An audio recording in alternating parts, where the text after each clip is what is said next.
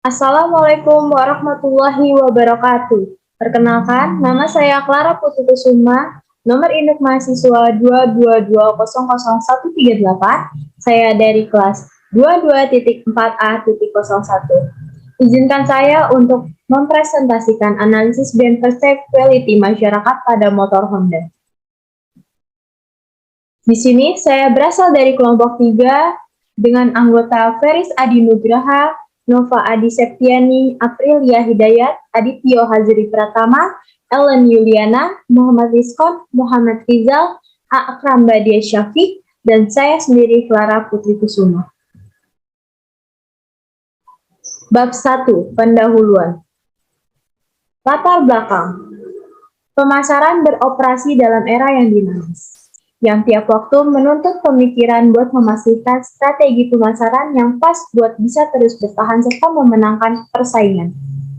Zaman ini, nyaris setiap industri, baik besar ataupun kecil, tentu tidak luput dari persaingan paling utama antar industri yang menciptakan produk yang sama. Masing-masing berupaya buat meraup pasar yang seluas-luasnya untuk produk yang dihasilkan demi pula yang terjalin pada industri produsen sepeda motor. Dalam kancah persaingan ini, industri sepeda motor ialah industri yang dengan kecepatan teknologi yang kilat hingga yang terjalin bukan lagi perang mutu melainkan perang merek. Buat pemenangnya, persaingan bisnis dalam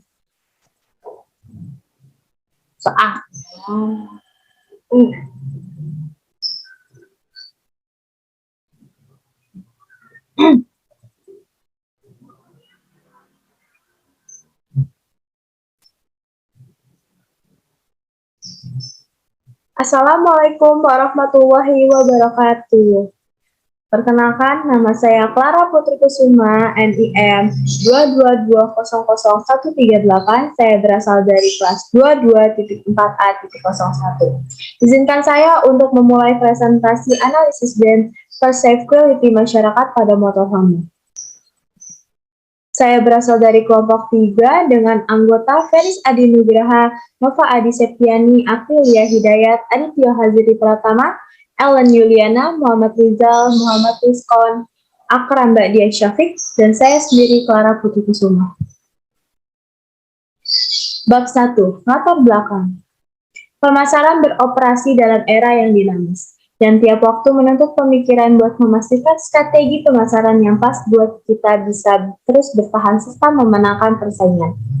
Zaman ini, nyaris setiap industri, baik besar ataupun kecil, tentu tidak luput dari persaingan paling utama antar industri yang menciptakan produk yang sama. Masing-masing berupaya membuat peraup masyarakat pasar yang seluas-luasnya untuk produk yang dihasilkan. Demikian pula yang terjalin pada industri produsen sepeda motor. Dalam kancah persaingan ini, industri sepeda motor ialah industri yang dengan kecepatan teknologi yang kilat, hingga yang terjalin bukan lagi perang mutu, melainkan perang merek. Buat memenangkan persaingan bisnis pada masa pergantian teknologi yang sangat kilat ini, mutu produk bukan lagi jadi komoditas yang dapat dibanggakan. Sebab, tiap pelakon bisnis tentu dapat membuat produk yang bermutu besar. Mutu telah ialah standar yang dengan gampang serta kilat bisa dipunyai oleh siapa saja. Satu-satunya atribut yang susah ditiru merupakan merek yang kokoh.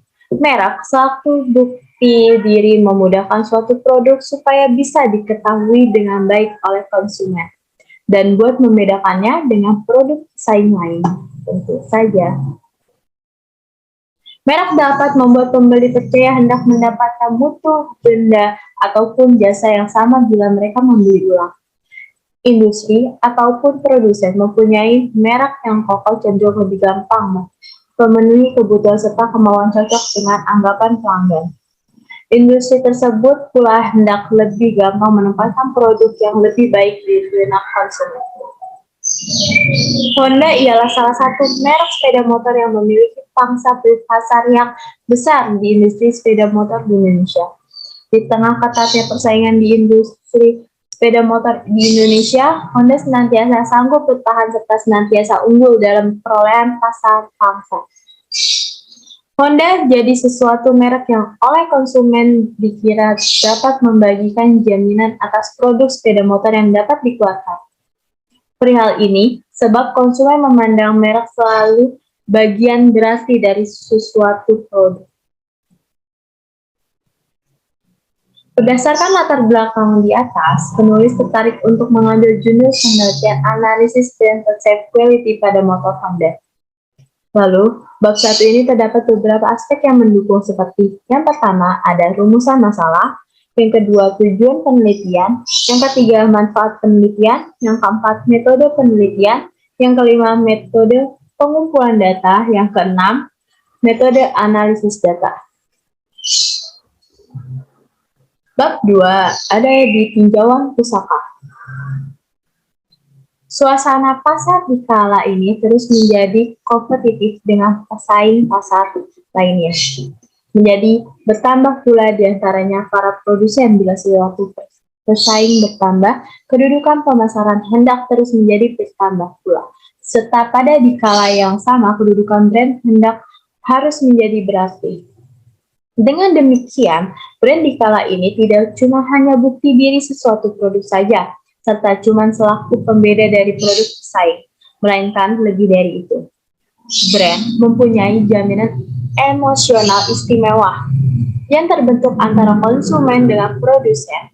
Pesaing dapat saja menawarkan produk yang mirip, tetapi mereka tidak bisa menjadi janji menawarkan janji emosional yang sama. Produk yang sudah mempunyai brand yang kokoh tidak susah ditiru, lain dari produk yang dapat dengan gampang ditiru oleh pesaing. Suatu brand yang kokoh hendak susah ditiru sebab anggapan konsumen atas nilai sesuatu produk tentu tidak hendak gampang diciptakan. Dengan brand yang kokoh, konsumen mempunyai anggapan hendak memperoleh nilai tambah dari sesuatu produk yang tidak hendak didapatkan dari bahan-bahan lainnya. Definisi brand atau merek. Kotler dan Kellett dalam Vanessa dan Arvin 2017. Merek atau brand adalah simbol, tanda, rencana, ataupun suatu kombinasi. Tiga hal tersebut yang dapat dijadikan sebagai identitas dari beberapa penjual atau produsen untuk nantinya digunakan sebagai pembeda dengan pesaing lainnya yang ada di pasaran. Tejipnono dalam Vanessa dan Arifin 2017. Merek atau brand adalah suatu deskripsi, asosiasi, dan juga rasa keyakinan dari konsumen terhadap suatu merek. Brand atau branding bukanlah sekedar merek atau nama dagang dari sebuah produk, jasa atau perusahaan, namun semuanya yang berkaitan dengan hal-hal yang kasat mata dari sebuah merek, mulai dari nama dagang, logo, ciri visual, citra, kredibilitas, karakter, kesan, persepsi, dan anggapan yang ada di benak konsumen perusahaan tersebut. Menurut Ain Nurofikin 2021. Peran dan kegunaan merek. Merek memegang peranan sangat berarti, salah satunya merupakan penjabatan harapan konsumen pada dikala kita menjadikan suatu kepada konsumen. Dengan demikian bisa dikenal terjadi jaringan emosional yang terbentuk antara konsumen dengan industri penghasil produk lewat merek. Merek jadi sangat berarti di kala ini, sebab sebagai aspek semacamnya, yang pertama, emosi konsumen terkadang turun naik. Mereka membuat janji emosi jadi tidak berubah-ubah serta normal. Yang kedua, merek sanggup menebus tiap cagar budaya serta pasar. Dapat dilihat kalau sesuatu merek yang kokoh sanggup diterima seluruh dunia serta budaya. Yang ketiga, sanggup menghasilkan komunitas interaksi dengan konsumen. Terus menjadi kokoh sesuatu merek, kian kokoh pula interaksinya dengan konsumen serta kian banyak brand association merek yang tercipta dalam merek tersebut. Bila brand association yang tercipta mempunyai mutu serta kualitas yang kokoh. Kemampuan ini hendak tingkatkan brand image citra merek. Merek sangat mempengaruhi dalam membentuk sikap konsumen.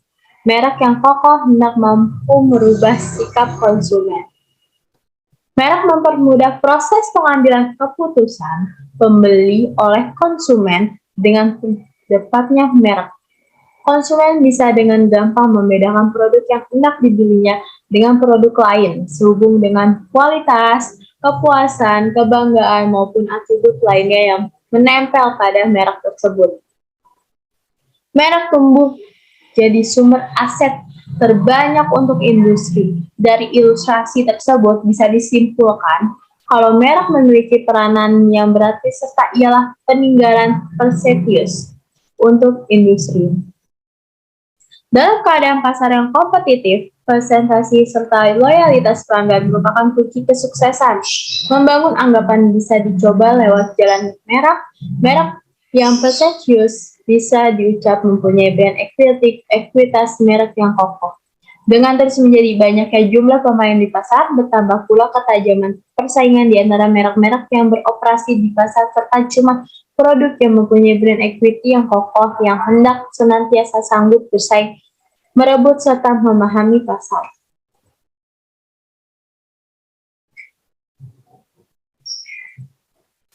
Menurut Shimamura dalam Mei 2019, mereka juga bermanfaat bagi pelanggan, produsen, maupun publik. Adapun pemanfaatannya yaitu bagi pembeli. Yang pertama ada dari menceritakan sesuatu kepada pembeli tentang mutu suatu kualitas. Yang kedua ada membantu pembeli untuk memperhatikan produk-produk baru yang mungkin bermanfaat bagi mereka. Ada dari penjual. Yang pertama, memudahkan penjual mengolah pesanan dan menelusuri masalah-masalah yang timbul. Yang kedua ada memberi perlindungan umum atau istimewa atau ciri khas produk. Yang ketiga, memungkinkan untuk menarik sekelompok pembeli yang setia dan menguntungkan. Yang keempat, memungkinkan untuk menarik sekelompok pembeli yang setia dan menguntungkan. Bagi masyarakat, pemberian merek memungkinkan mutu produk lebih terjamin dan lebih konsisten. Memungkinkan efisiensi pembeli karena mereka dapat menyediakan informasi tentang produk di mana membelinya. Meningkatkan inovasi-inovasi dari produk baru karena produsen terdorong untuk menciptakan keunikan baru guna mencegah penjualan pesaing. Perceived quality. Perceived quality adalah persepsi yang timbul dari pelanggan tentang keunggulan merek tersebut dalam berkinerja dibanding merek produk lain. Kinerja yang dirasakan dapat terkait era dengan persepsi kualitas. Akibatnya, pengalaman dengan produk tersebut bisa mempengaruhi penilaian kualitas keseluruhan. Dari L. Nagar dan Bendari 2017. Menurut Konuk 2018, persepsi atau kualitas dapat didefinisikan sebagai penilaian pelanggan tentang keunggulan suatu produk. Priyansa 2017 mengatakan jika perceived quality merupakan anggapan atau persepsi konsumen mengenai suatu produk yang dilihat melalui fisik suatu barang maupun psikis konsumen sendiri. Definisi ini yang telah diuraikan dapat disimpulkan bahwa perceived quality merupakan respon konsumen terhadap keseluruhan kualitas produk jasa yang diberikan oleh sebuah merek. Bab 3, kita masuk ke analisis dan pembahasan. Profil perusahaan motor Honda atau PT Astra Honda Motor. PT Astra Honda Motor atau disingkat AHM merupakan pembuatan sepeda motor terbesar dalam Indonesia. Perusahaan ini pertama kali didirikan memakai nama PT Federal Motor pada tanggal 11 Juni 1971. Memakai kepemilikan saham lebih polidinominasi oleh PT Astra International. Pada tahun 1971, PT Astra Honda Motor adalah pelopor industri sepeda motor pada Indonesia. PT Federal Motor waktu itu hanya merakit, sedangkan komponennya mengimpor dari Jepang dalam bentuk Complete Knowdown CKD. Tipe sepeda motor yang pertama kali diproduksi Honda merupakan tipe usaha S90Z bermesin 4 tidak menggunakan kapasitas 90 cc. Jumlah produksi tahun pertama selama 1 tahunnya 1.500 unit, tetapi melonjak sebagai 30.000 dalam tahun berikutnya dan terus berkembang sampai waktu saat ini. Pada tahun 2001, seiring menggunakan perkembangan syarat ekonomi dan tumbuh pasar sepeda motor, terjadi perubahan komposisi kepemilikan saham pada pabrik sepeda motor Honda pada tahun 2001, PT Federal Motor dan beberapa banyak anak perusahaan yang sebagai satu menggunakan nama PT Astra Honda Motor. Dengan kepemilikan saham 100% sang PT Astra International Tbk, PT Astra International Tbk, Honda Sales Operation atau HSO, atau lebih dikenal menggunakan nama Astra Motor, adalah 9 dealer Honda yang ditunjuk pada 11 daerah kerja mencakup Jawa Tengah, Daerah Istimewa Yogyakarta, Bali, Nusa Tenggara Barat, Sumatera Selatan, Bengkulu, Kalimantan Barat, Balikpapan, Sulawesi Selatan, Ambon, Papua, dan Astra Motor Honda Jakarta. Selain itu, Astra Motor terjun ke usaha retail sepeda motor Honda menggunakan cakupan daerah pada 21 provinsi pada Indonesia. Dalam beberapa tahun terakhir, Astra Motor sudah bertransformasi sebagai sebuah perusahaan motorcycle service solution menggunakan aktivitas operasional yang meliputi penyediaan layanan sepeda motor Honda yang komprehensif melalui dari distribusi layanan purna jual yang mencakup pemeliharaan dan penyediaan spare part dan usaha retail.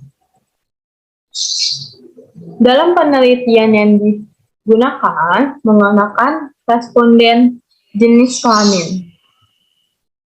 Di sini ada profil responden jenis kelamin. Jenis kelaminnya adalah laki-laki dan perempuan. Jumlahnya laki-laki 57, presentasinya 57%.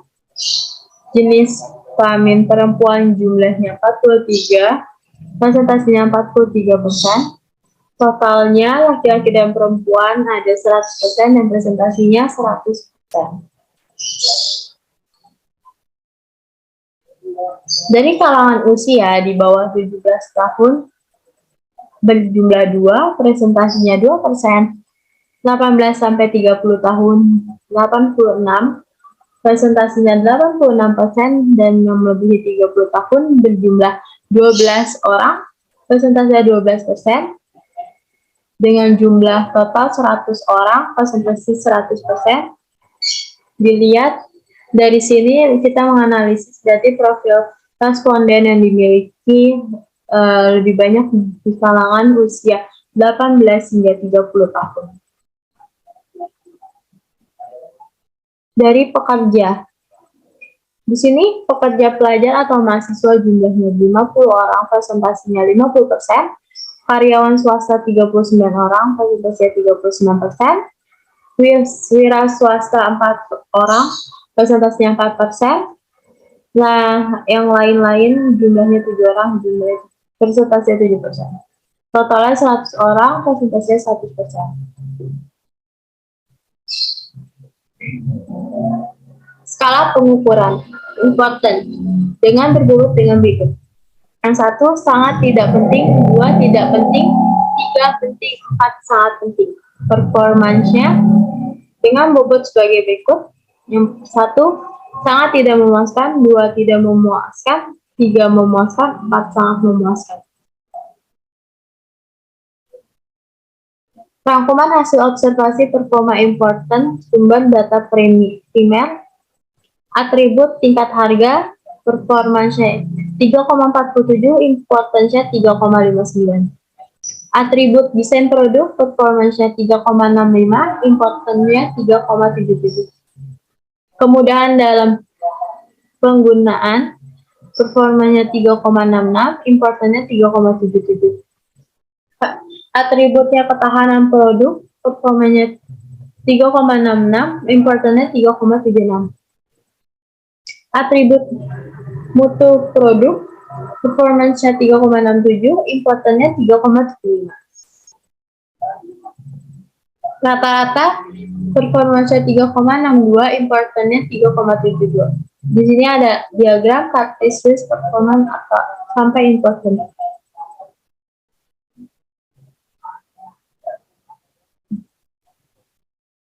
Rangkuman dari hasil observasi performance importance.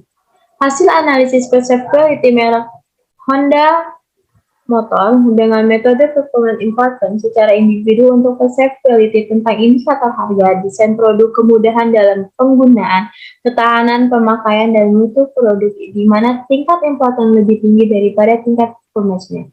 Hal ini menunjukkan bahwa perceptibility responden belum memenuhi tingkat kepentingan penting atribut kepuasan konsumen. Sedangkan untuk perceptibility secara keseluruhan menunjukkan bahwa merek motor Honda secara rata-rata memiliki performance lebih rendah daripada importance. Fenomena ini menunjukkan bahwa perceptibility responden terhadap merek motor Honda belum memenuhi tingkat kepentingan atribut konsumen.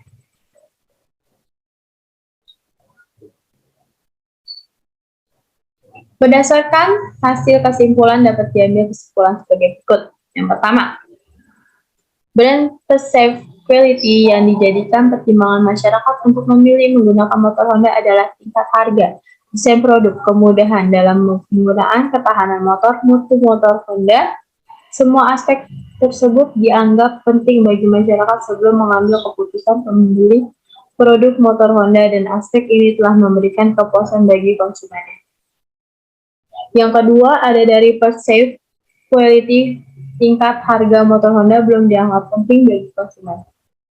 Sarannya, berikut ini saran yang bisa menjadikan masukan ataupun pertimbangan untuk pihak perusahaan ataupun ini dari PT Astra Honda Motor atau yang disingkat AHM harus dapat mempertahankan kualitas produk yang dipersepsikan baik oleh konsumen.